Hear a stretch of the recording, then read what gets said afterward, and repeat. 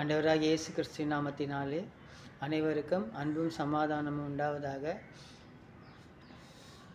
இந்த தெரிந்து கொள்ளப்பட்ட நிகழ்ச்சி மூலமாக உங்களை சந்திப்பதில் மகிழ்ச்சி. இன்று கூட நாம் தெரிந்து கொள்ள பாடம் என்னன்னா, கிறிஸ்துவை ஏற்றுக்கொள்ளல்.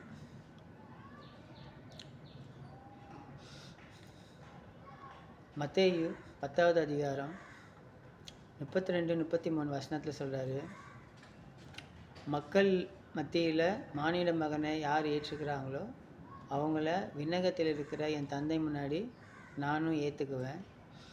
மக்கள் முன்னிலையில் மானிட மகனை யார் ஏற்றுக்கலையோ விண்ணகத்துக்கு முன்னாடி அவங்கள நானும் மறுதளிப்பேன் அப்படின்னு ஏசப்பா சொல்கிறாரு இல்லைங்களா? மத்தேயு புஸ்தகம் 10வது அதிகாரம் 32-33. இப்போ கிறிஸ்துவை நம்மெல்லாம் ஏற்றுக்கிறோம், உண்மைதான். ஆனால் வாழ்கிறோமா? வாழணும்ல. அதாவது தெரியாமல் செய்கிறவன் தப்பை மன்னிக்கப்படும், தெரிஞ்சு செய்கிற தப்பு டபுளாக இருக்கும்.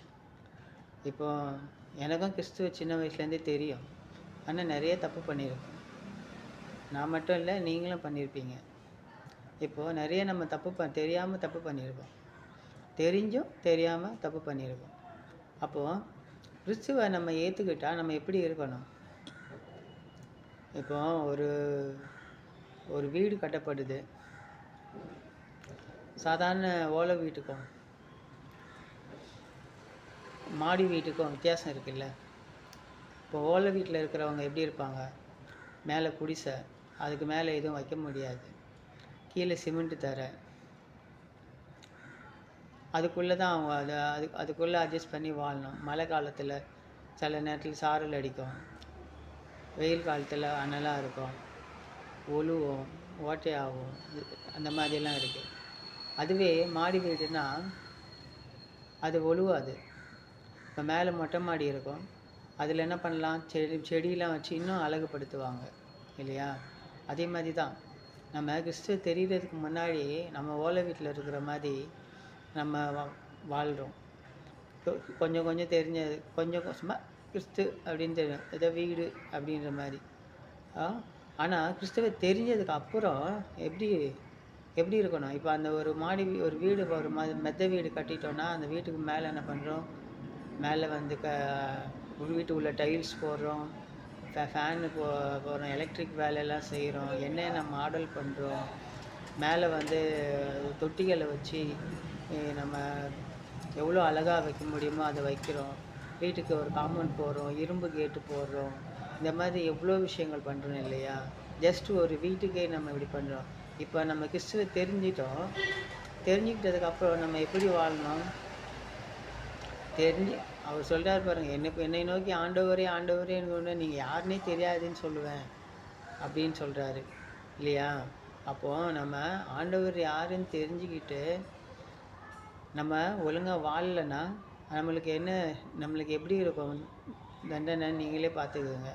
எப்படி ஒரு மெத்த வீடு கட்டிட்டு அதை நல்லா டைல்ஸ் இல்லைன்னா அது இதுன்னு போட்டு உள்ள சோபா செட்டு போட்டு, எப்படி டைனிங் டேபிள் போட்டு மேலே தொட்டிகள் வச்சு அதை ஒரு அழகுபடுத்தி அதுக்கு ஒரு இரும்பு கேட்டு போட்டு காம்பவுண்டு போட்டு அதை எப்படி ஒரு அழகாக ஆக்குவோமோ, அதே மாதிரி கிறிஸ்துவை ஏற்றுக்கொண்டவங்களும் எப்படி இருக்கணுமா?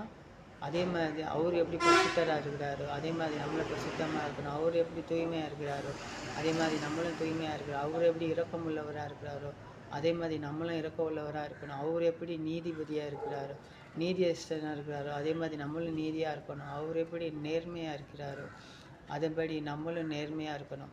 இப்போது கிறிஸ்துவை தெரிஞ்சுக்கிட்டவங்க இதெல்லாம் பண்ணணும். இதெல்லாம் பண்ணாமல் கிறிஸ்துவை நான் தெரிஞ்சுக்கிட்டேன்னு சொன்னால் அவர் நம்மளை மறுதளிச்சிருவாருங்க. தெரியாமல் இருந்தால் கூட சரி, எனக்கு தெரியாதுன்னு சொல்லலாம். நம்ம தெரிஞ்சுக்கிட்டே இது மறுதளிக்கிற மாதிரி. அப்போ நம்ம அவர் தெரிஞ்சுக்கிட்டே நம்ம இது மறுதளிச்சோன்னா அவரு நம்மளை என்ன பண்ணுவார்? பிதாவினிடத்தில் இவன் யாருன்னு தெரியாது அப்படின்னு அவரும் மறுதளிச்சிருப்பார்.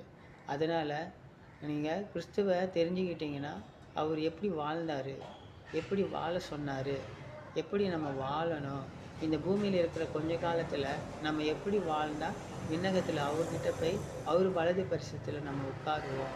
இதெல்லாம் நம்ம வேதத்தில் எல்லாம் போட்டிருக்கு. வேதத்தை படித்து தெரிஞ்சுங்க.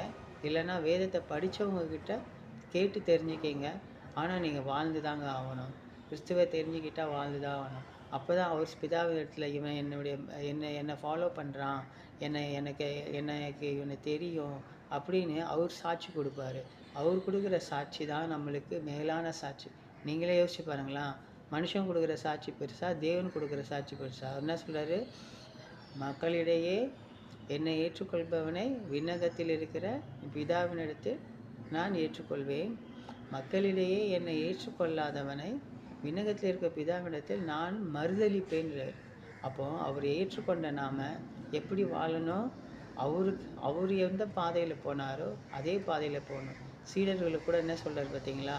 ஒரு தடி மட்டும் எடுத்துகிட்டு போங்க, காலணி போடாதீங்க, 2 ட்ரெஸ் எடுத்துகிட்டு போகாதீங்க, கையில் செப்பு காசு வெள்ளி காசு எதுவுமே எடுத்துகிட்டு போகாதீங்க. நீங்கள் எங்கே போகிறீங்களோ அங்கே போங்க. எந்த வீட்டில் ஏற்றுக்கிறாங்களோ அந்த வீட்டில் ஏற்றுக்குவாங்க. அவங்கக்கிட்ட இருந்து சாப்பிடுங்க. அவங்களுக்கு இலவசமாக நான் உங்களுக்கு இதை கொடுத்துருக்கேன், நீங்களும் இலவசமாக கொடுக்கணும். அவங்ககிட்ட வாங்கக்கூடாது. அவங்க தண்ணி கொடுத்தா குடிங்க, சாப்பாடு கொடுத்தா சாப்பிடுங்க. உங்கள் யாரை மதிக்கலையோ அவங்க வீட்டை விட்டு வெளியே வரும்போதோ இல்லை அந்த நகரத்தை வெளியே வரும்போதோ உங்கள் கால் தூசியை தட்டி விட்டுவாங்க அப்படின்னு சீடர்கிட்டே சொல்லி அவங்கள நான் பார்த்துக்கிறேன். சோதம் குமராக ஏற்பட்ட கதி அவங்களுக்கு ஏற்படும் அப்படின்னு சொல்கிறார் இல்லையா? ஸோ நம்ம ஜீசஸை ஏற்றுக்கிறோம், ஏசப்பாவை ஏற்றுக்கிறோன்னா அதன்படி வாழணும். வாழ்க்கை தாங்க ரொம்ப முக்கியம். நம்ம வாழ்க்கை தான் சர்டிஃபிகேட். ஒரு எக்ஸாம், +2 எக்ஸாமோ ஒரு காலேஜ் எக்ஸாமோ எழுதி கடைசியில் அந்த எக்ஸாம் எழுதி ரிசல்ட்டு பாஸ் பண்ணுறோம்ல, அந்த மாதிரி நம்ம ஆண்டவரை பற்றி தெரிஞ்சுக்கிட்டு, ஆண்டவரை பற்றி வேதத்தில் படிச்சுக்கிட்டு அதன்படி நம்ம வாழணும். அப்படி வாழ்ந்தால் தான் நம்ம உண்மையான வாழ்க்கை. அவரும் நம்மளை சாட்சி, உன்னதத்தில் இருக்கிற பிதா கிட்ட நம்மளை சாட்சி கொடுப்பாரு. தயவுசெய்து நீங்கள் வாழுங்க, நீங்களும் வாழுங்க, மற்றவங்களையும் வாழ வைங்க. நன்றி, வணக்கம். இந்த நிகழ்ச்சி மூலமாக உங்களை சந்தித்ததில் மிக்க மகிழ்ச்சி. உங்களுக்கு அன்பு சமாதானம் உண்டாவதாக. இதை பார்த்து கொண்டு இருக்கிறவங்களுக்கு நீங்கள் கிறிஸ்துவால் ஆசீர்வதிக்கப்பட்டவர்களாக இருப்பீர்கள். ஆமேன்.